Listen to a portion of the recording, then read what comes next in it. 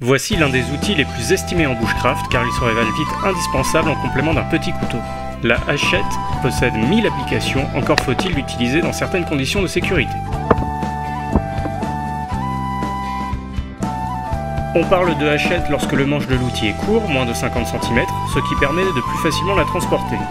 En revanche, cela implique aussi de travailler plus près de son corps, ce qui peut présenter certains risques de blessure.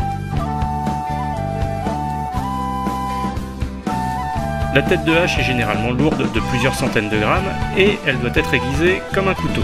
On imagine bien le danger que cela peut représenter lorsqu'elle est mal maniée. Premier réflexe à avoir, la hachette doit être rangée dans son étui dès qu'on ne l'utilise pas. Si l'on doit stopper les travaux quelques instants, on peut planter la tête de hache sur une souche ou sur un tronc d'arbre tombé au sol. Cela évitera qu'on se prenne les pieds dedans. A la limite, si aucun support n'est disponible, on peut l'entreposer tête vers le bas, entre les racines d'un arbre. De toute façon, il faut éviter de la planter dans le sol où elle pourrait rencontrer des cailloux et donc être endommagée. Il y aurait en plus un risque que quelqu'un se prenne les pieds dedans et se blesse. La première fonction qu'on pourrait attribuer à la hache, c'est bien entendu la fente du bois. On va manier la hache avec beaucoup de force, on va donc essayer de le faire intelligemment. Pour support, j'ai sélectionné une vieille souche, cela permet d'arrêter la course de la hache et d'éviter qu'elle ne se retourne contre nous. Pour un support aussi bas, la première des mesures de sécurité, c'est de manipuler la hachette à genoux face au plan de travail. Si je place l'objet à fendre sur le côté le plus proche de la souche par rapport à mon corps, il y a de fortes chances que la hachette revienne vers moi. Même si on frappe avec précision sur l'objet à fendre, il y a de fortes chances qu'on perde légèrement le contrôle au moment de l'impact. Et c'est dans ces cas-là que ça risque de se retourner vers nos rotules. Pour travailler correctement, on va donc déplacer l'objet à fendre vers le côté le plus éloigné du support par rapport à notre corps. Après avoir pénétré le bois, ou même si l'on rate son coup, la course de la hachette ne peut que se terminer dans la souche. Et ça, c'est tout bénef pour nous, puisqu'on peut travailler comme un gros bourrin pour fendre le bois. Il faut noter qu'avec une hachette, ça demande beaucoup plus de force qu'avec une hache normale. Forcément, il y a moins d'inertie. En l'absence de souche, on peut travailler sur un tronc d'arbre tombé au sol. Il faut dans ce cas travailler à bout de bras, histoire de conserver une distance de sécurité. Ces histoires de butoir et de distance sont capitales, car même après avoir utilisé la hache pendant des années, il arrive toujours qu'on se plante. Lors de l'impact de la tête de hache sur l'objet à fendre, il se produit souvent une légère perte de contrôle. On remarque que la tête de hache dévie légèrement de sa course. C'est pourquoi avoir un support ou du moins un obstacle avec notre corps est vraiment capital. Petit coup de main à prendre pour faciliter la fente, au moment de l'impact, on peut légèrement vriller les poignets dans une direction pour faciliter l'ouverture du bois.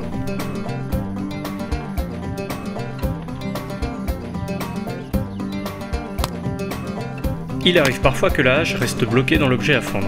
Pour les petits objets, rien de difficile, il suffit de continuer à taper sur le support. Lorsque le diamètre de l'objet à fendre se réduit et qu'il a du mal à tenir debout, on ne va surtout pas le tenir avec les doigts, on va plutôt utiliser une branche ou un petit bâton. Vos phalanges vous diront merci. La hachette étant un outil de puissance, on a parfois l'impression de simplement frôler le bois alors que ça coupe bien. Imaginez avec votre main. Une fois cette technique maîtrisée, on peut continuer à débiter les bûches jusqu'à des gabarits vraiment petits. Parfait pour allumer un feu.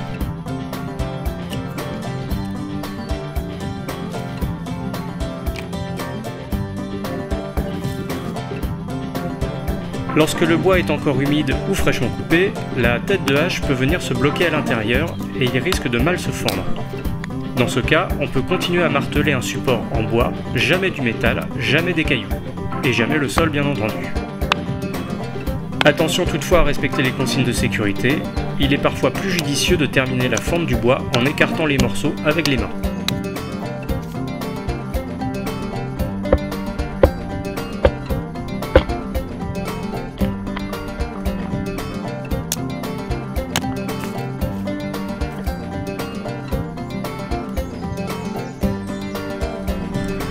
Lorsque le diamètre d'une bûche avoisine la taille de la tête de hache, il est possible de la fendre sans support. Pour cela, on viendra réaliser une sorte de rigole dans laquelle on placera l'objet à fendre. Un butoir est placé à l'arrière, ça peut être par exemple une branche d'arbre suffisamment lourde tombée au sol. La surface de contact avec la hache doit être surélevée au moyen d'une petite branche, et on va terminer en traçant une ligne au sol qui passe juste devant l'extrémité de la bûche à fendre. Cette ligne représente la limite à ne pas dépasser avec nos talons. Au moment de l'impact avec la hache, il va y avoir une légère perte de contrôle. Il faut absolument éviter que la tête de hache ne nous revienne dans les tibias. C'est pour cela que les talons doivent être en amont de cette ligne.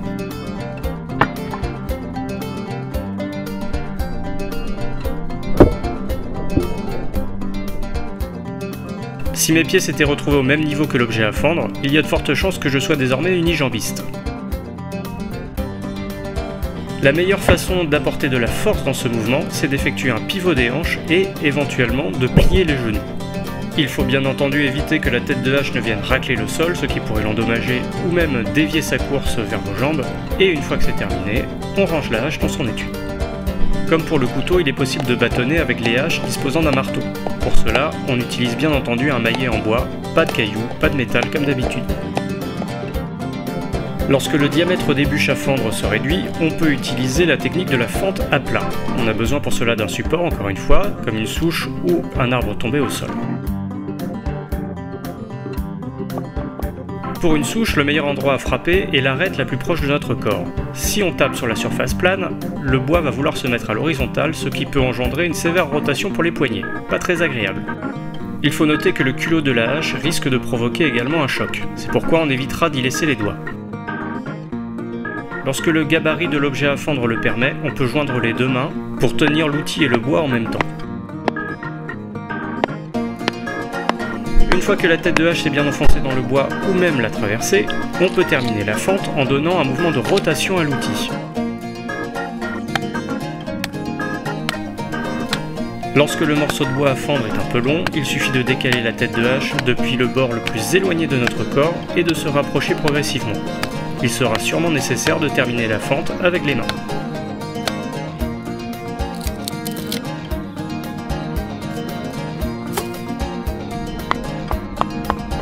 Dans le cas où on veut sculpter un objet, comme par exemple une cuillère, on peut dégrossir avec la hache. Ça va beaucoup plus vite qu'avec le couteau. La seule consigne de sécurité, c'est qu'il faut frapper verticalement avec la hache vers le support et ne jamais essayer de l'incliner. Ce serait la meilleure façon de faire en sorte qu'elle ripe et qu'elle vienne encore une fois nous blesser. Au contraire, la hache vient toujours frapper verticalement vers le support, mais c'est l'objet qui est plus ou moins incliné pour offrir un angle d'attaque adapté.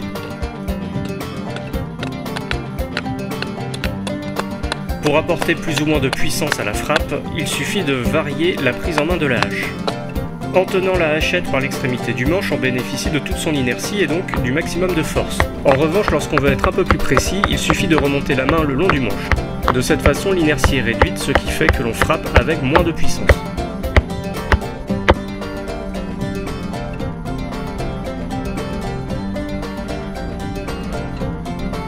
Même si l'on apparente la hache à un outil de bûcheron peu subtil, il est possible de travailler tout en finesse. En tenant directement la tête de hache, on peut écorcer un bout de bois, l'aplanir ou réaliser des hérissons pour allumer un feu.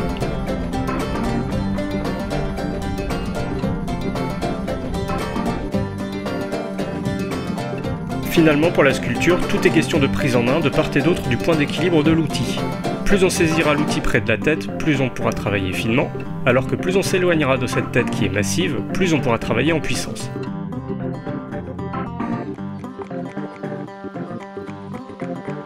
Un excellent exercice pour apprendre à manier la hache en puissance et en finesse, c'est d'apprendre à sculpter des cuillères ou des spatules. Je vous encourage à aller voir la vidéo dont le lien s'affiche actuellement à l'écran.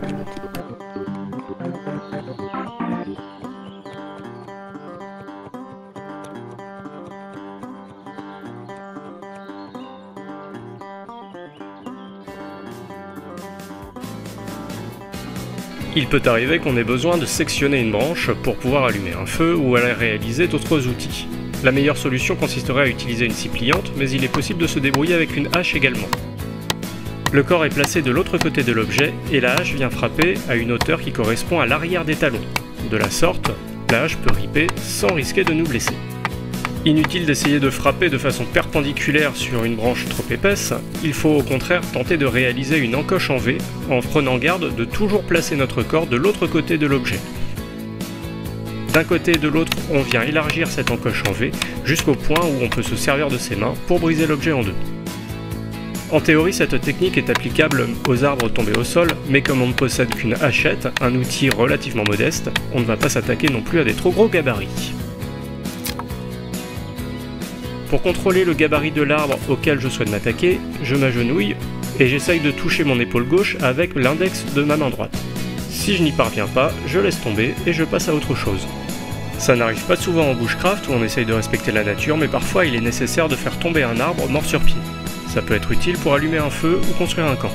Cet arbre montre déjà une inclinaison, il faut donc favoriser la chute dans cette direction-là après avoir vérifié qu'il n'y a rien de dangereux aux alentours et derrière. On vient réaliser deux encoches, une relativement basse pour commencer, et une qui sera légèrement au-dessus.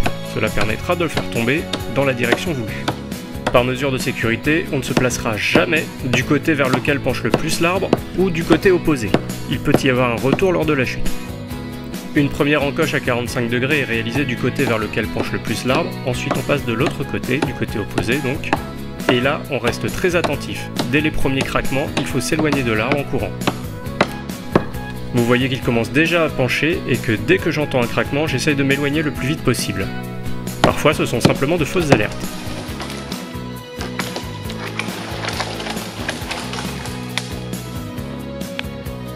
En bon gentleman des bois, une fois qu'on a fait tomber un arbre, il convient de scier la souche au plus près du sol. Cela lui permet de mieux se dégrader, et c'est quand même beaucoup plus esthétique.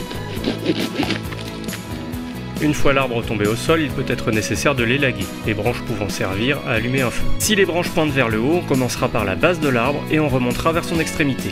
Bien entendu, on se place toujours de l'autre côté de l'objet, qui servira alors d'obstacle à la course de la hache. Sinon, c'est très facile de se retrouver avec un tibia en moins.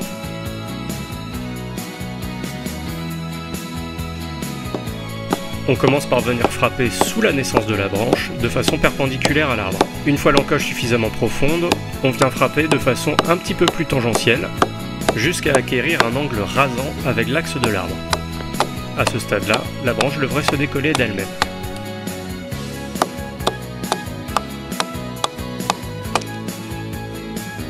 Après avoir fait tomber un arbre, c'est une excellente méthode pour obtenir du petit bois. Il ne restera plus qu'à sectionner le tronc avec la méthode que j'ai montrée précédemment.